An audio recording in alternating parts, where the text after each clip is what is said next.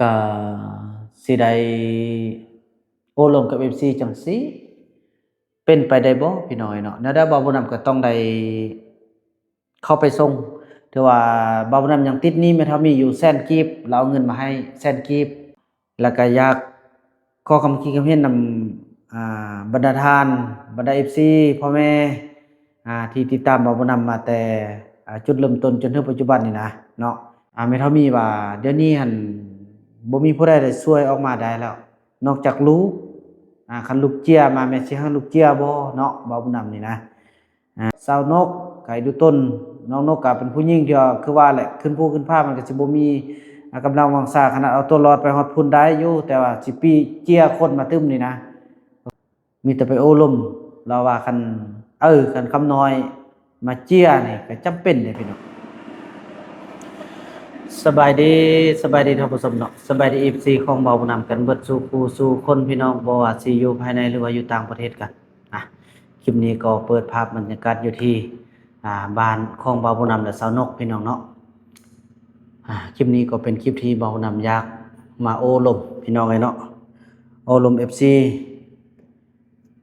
ว่าเรื่องแม่เฒ่ามีพี่น้องเอ้ยเนาะเบาผู้นำก็เป็นห่วงพี่น้องพอเดี๋ยวนี้ก็บ่ฮู้ว่าจะเป็นตายให้ดีจังใดพี่น้องเอ้ยเออเพราะว่าแต่ก็ยังดีใจที่มีพ่อคนไทยมาเป็นปัวเนาะแล้วก็กลับบ้านแล้วเบานั้นก็ฝากเกลือเป็นนัวฝากของอยู่ของกินฝากอ่าข้าวอิหยังต่างไปให้เราเนาะแต่เบานำอยากมาโอ้ลมกับพี่น้อง FC เนาะแล้วก็ตอบคอมเมนต์ที่ว่าหลายๆท่านยังคล่องคาใจที่ว่าเป็นหยังคือบ่เอายายมีกลับมาคือทั้งนี้ทั้งนั้นก็คือบ่าวผู้นำก็อยากเอามานั่นแหละพี่น้อยแต่แม่เฒ่ามีเพิ่นบ่อยากมาเทื่ออยากให้มีคนไปเจียไปอิหยังต่างๆหั่นแหละแต่บ่าวผู้นำก็สิเจียแต่แม่เฒ่ามีเราบ่ยอมรับพี่น้องเอ้ยเราบ่ยอมรับเราอ่อยากให้ผู้หญิงโดยเฉพาะก็คือน้องนกน้องนกนี่บ่าวผู้นำเลยการันตีเลยว่าขนาดสิย่างขึ้นไปก็ยังบ่ไหวแล้วเนาะเพราะว่าระยะทางก็ไกลแต่ว่าจะให้บ่าวผู้นำเจียเราก็บ่ให้เจียแล้วบ่าวผู้นำก็ได้ไปปรึกษาหารือกับพี่น้องพอตรงเรื่องก็คือพ่อบุญไทยเราก็บ่ไหวพี่น้องเนาะเราก็บ่ไหวเมียเราก็บ่มีแรงแล้วก็คือบ่าวนู่นสิก็เราก็บ่รับช่วยอิหยังต่างๆไอ้เฟืองเราก็บ่ไปเนาะไอ้เฟืองแล้วก็ดูแลสาวลีเท่านี้เท่านั้นบ่าวผู้นำก็เป็นห่วงนั่นแหละพี่น้องเอ้ยก็สิได้โอ้ลมกับ FC จังซี้เป็นไปได้บ่พี่น้อยเนาะแนวใดบ่าวผู้นำก็ต้องได้เข้าไปส่งถือว่าบ่าวผู้นำยังติดหนี้แม่เฒ่ามีอยู่แสนกีบเราเอาเงินมาให้แสนกีบจำนวน1 000,000กีบนี้เราให้ซื้ออ่ากาไฟซื้อเกลือแป้งนัวเนาะยาสูบ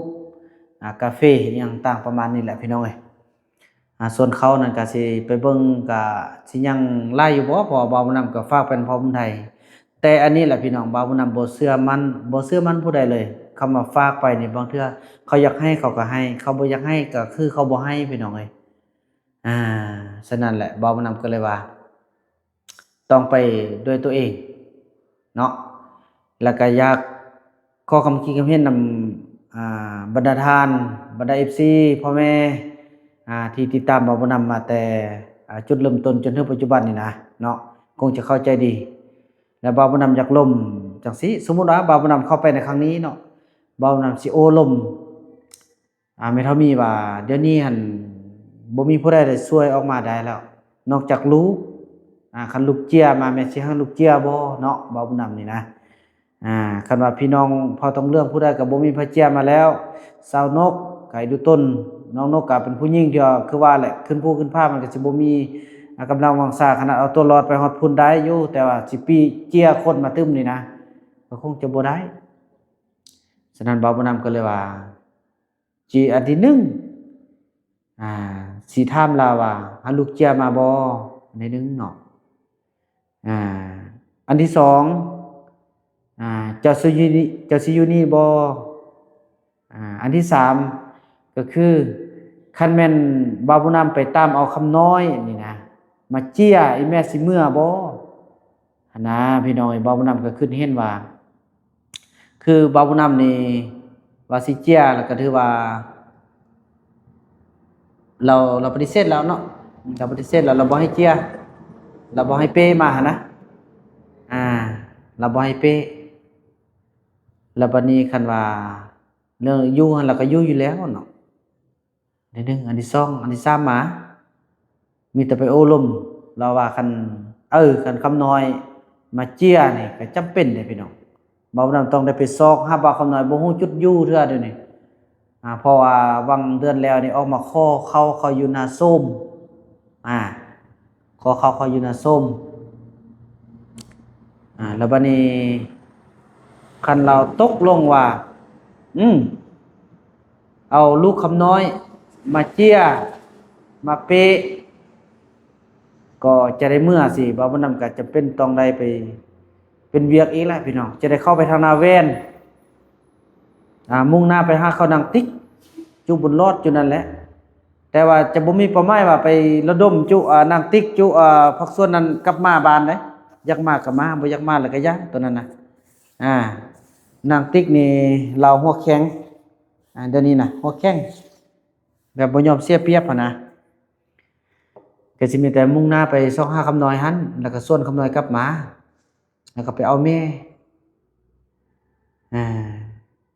ก็สิมีแต่เท่านั้นพี่น้องบ่บ่นำคิดว่าอันอื่นก็สิบ่มีหนทางถ้าว่าเราบอกว่าย่าแล้วบ่ฮับพามาเจียหยังตั้งมีแต่มีหยังก็เที่ยวมาส่งอีแม่ส่งของอยู่ของกินส่งข้าวส่งน้ำข้าวน้ำซ้ำปลาหมดมาส่งอีแม่ก็สิแม่น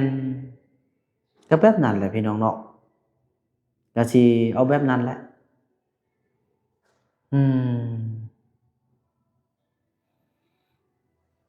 ก็นั้นแหละพี่น้องอยากลม FC เนาะส่วนเรื่องพ่อบุญไทยนี่ก็คือว่าเป็นไปบ่ได้พี่น้องบ่เชื่อมันคิดว่ามื้อที่เราออกมานะมื้อที่เราออกมาแล้วยังส่วนเขาเจ้าไปเดี๋ยวนี้น่ะว่าเรื่องพ่อบุญไทยนี่พี่น้องเอ้ยมาเบิ่งแล้วบารมีมันจะบ่สู้เฮาทำความดีแท้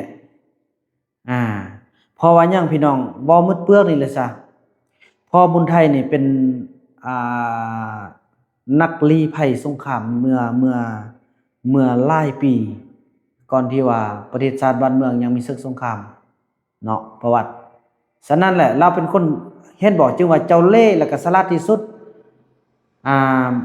เดี๋ยวบ่าวจะขออนุญาตเอาคลิปหนึงของช่องหนึงเมื่อบ่แม่นฮอด10 ปีกว่าที่แล้วบ่เพราะตอนยังบ่นู่นยังน้อยๆเนาะพี่น้องเนาะอ้ายนั้นเพิ่นก็อยู่นี่ตอนนั้นเนาะเพิ่นไปหากินนี่แหละไปเห็นแล้วก็สัมภาษณ์เว้าบักเก่งๆทั้งที่ผู้อื่นน่ะบ่มีพ่อเว้าเป็นเก่งมีแต่พ่อคิงกับ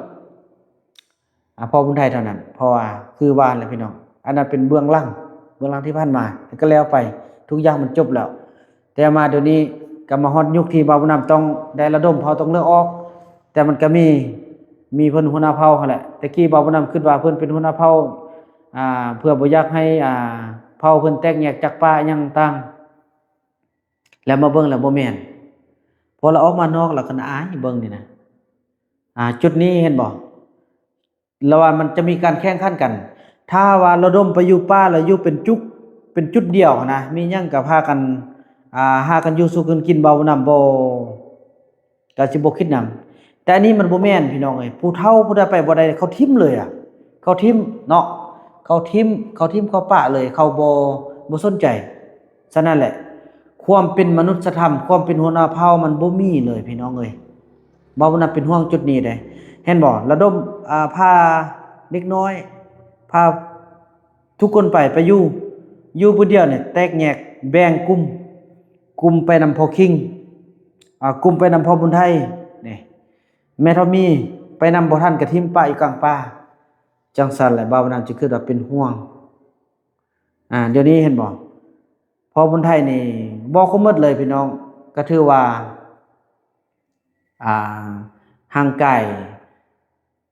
สุดโทรมแหละพอต้องเรื่องบ่าวน้ำฮู้แต่ละคนน่ะแข็งแรงเท่าใดสุดตัวลงแล้วมันมีปัญหาพี่น้องเนาะ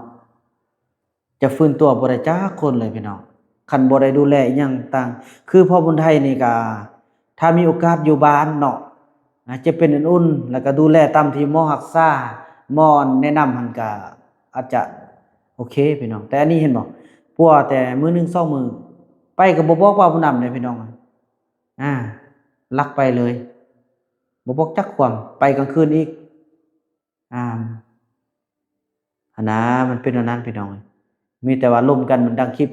ก่อนๆเนาะว่าที่แล้วน่ะจึงไปหยังต่างนี่บ่ครอบเลยเราดีแต่เบาน้ำได้ฝากกันของอยู่ของกินไว้ก่อนเบาน้ำฮู้แล้วมันต้องลักไปแนวนี้ว่ะอันนะมันเป็นอันนี้หลายๆอย่างพี่น้อยไปอัดตู้แป๊บนึงก่อนพี่น้องเพราะว่าพาสนกมาอนามัยมาในอิหยังต่างเนาะมาอนามัยต่างๆแล้วก็ทึกอยู่2มื้อแล้วคือว่ายังบ่แล้วเด้อพี่น้องเอ้ยเพราะว่าได้ไล่เอาขี้ปูนเอาอิหยังต่างคัดซี่ที่ว่าอันในสร้างเฮาได้จัดการถือว่าสำเร็จแล้วเนาะเฮือนก็ได้พี่นามันได้มาขึ้นสิได้อันนี้เป็นห้องของน้องเทพอันนี้พี่น้องเอ้ยอันนี้ห้องน้องเทพแล้วก็น้องเทพนี่ก็จะเป็นบ่อนที่น้องเทพก็ดนๆมาเทื่อนึงปีนึงก็เพิ่นพักโรงเรียนก็มายามเนาะนี่ห้องให้บุญมีอันนี้ก็เป็นห้องน้องเทพแล้วก็เอาไว้รับแขกพี่น้องบรรดาแขกมายามเบาน่ะจะให้นอนห้องนี้แต่ละห้อง3ห้องนี่ถือว่าติดแอร์หมดแล้วพี่น้องเนาะตู้ก่อนเด้อตัวแห้งหมดละก็นั่นแหละพี่น้องก็จะได้โอ้ลมกับบรรดาทานเนาะพ่อแม่ FC เป็นนั่นแหละเฮาก็ต้องได้ช่วยกันพี่น้องช่วยแล้วก็ช่วยตึมช่วยจนสุดกกสุดปลายคือแม่เฒ่ามีนี่บ่าวนำก็สิอยากโอ้ลม FC แนวนี้แหละเนาะช่วงที่ว่าได้ลงคลิปนี้ก็บ่าวนำก็น่าจะได้เดินทางแล้วแหละเนาะพอจะได้อัปโหลดคลิปไว้แล้วก็จะได้เดินทางมื้ออื่นคงจะตามนั้นแหละพี่น้องบ่าวนำแล้วก็อยากให้ทุกคนรอลุ้นว่าสิเป็นไปแบบใดพี่น้องว่าแม่เฒ่ามีนี้สิตกลงแบบใดเนาะเงินใครเสนอในการช่วยเหลือบ่าวนำก็สิว่าจังซั่นแหละเพราะว่าเข้าไปครั้งนี้ก็สิแม่นเอาผ้าบัตรไปมุงเฮ็ดเฮือนให้เราเพราะเราก็ผู้เฒ่าผู้แก่แล้วเอาผ้าบัตรมุงให้มันสำเร็จสิซื้อลิกตะปูซื้อหยังได้เฮ็ดมันแน่นหน้าให้เรากันว่าพอแต่หลบแดดหลบฝนพอบ่ให้มันอันนั้นแหละพี่น้องเอ้ยเนาะเพราะว่านั่นก็ได้ช่วยกันไปไปก็สิไปเบิ่งฟื้นเบิ่งรั้วให้เราได้เพราะว่าบ่ฮู้ว่ามันเกิดจังใดขึ้นเทื่อพี่น้องเอ้ยเนาะเราลุ้นกันพี่น้องเอ้ยเนาะถือว่าคลิปนี้บ่าวนำจะขออนุญาตจบคลิปกันเพียงส่ำนี้ก่อนเด้อพี่น้องเนาะแล้วก็ว่ากันใหม่ในคลิปต่อไปคลิปนี้บ่าวนำขออนุญาตกล่าวคำว่าสบายดี